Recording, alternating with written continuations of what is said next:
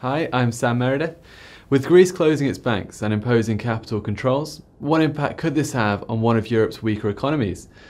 Joining me today to discuss the Spanish economy is advisory economist from ING Belgium, Geoffrey Minne.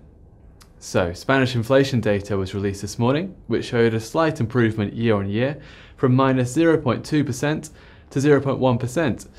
How is this reflective of the overall health of the economy? In fact, it reflects indeed the good shape, the very good shape of the Spanish economy for the moment. Because, yes, plus 0.1 is not close to 2% as expected by European authorities. But, in fact, here Spain ended up 11 months of negative inflation.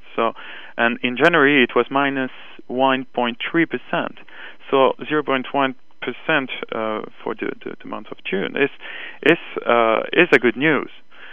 And if you look at nearly all the economic indicators in Spain, they are all in the green zone. If you look at employment, unemployment also, consumer confidence, business confidence, nearly all the economic indicators are in the good zone. So in April, for example, more or less 120,000 people were out of the unemployment.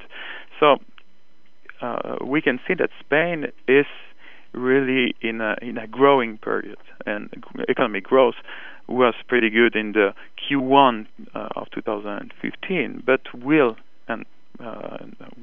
certainly will be really good in the Q2 also.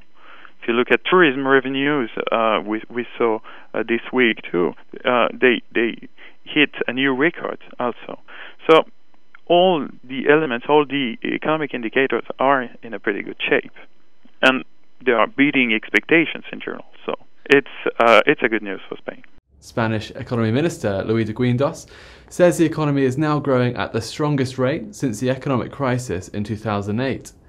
For the first 6 months of the year, Spain is said to be growing at close to 4%, compared to the same period in 2014.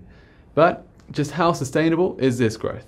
There are two different things. First, the first thing is that Spain, the Spanish government, they started many economic reforms. During the 4 last years, and it improved the long-run growth of Spain in general. So these are long-run policies.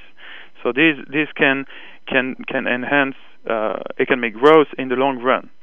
So it seems to be sustainable, but there is always a but here, and here you have an election period. So 2015 is an election period, and it means that uncertainty will certainly be present in Spain in this year. So it can be a drag on economic growth.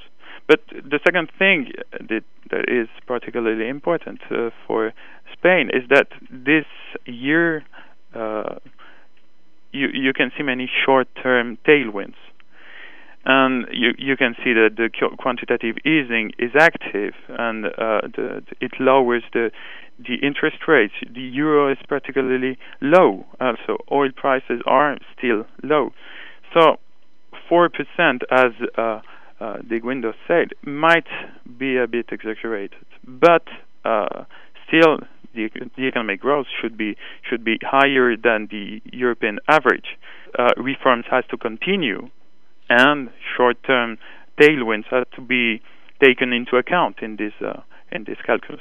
Lastly for today, Greece has closed its banks and capital controls have been imposed today, which has resulted in government borrowing costs growing in Spain. How can the Spanish economy cope with the knock-on effects from Greece? The Greek crisis and the potential contagion effect we can have in mind.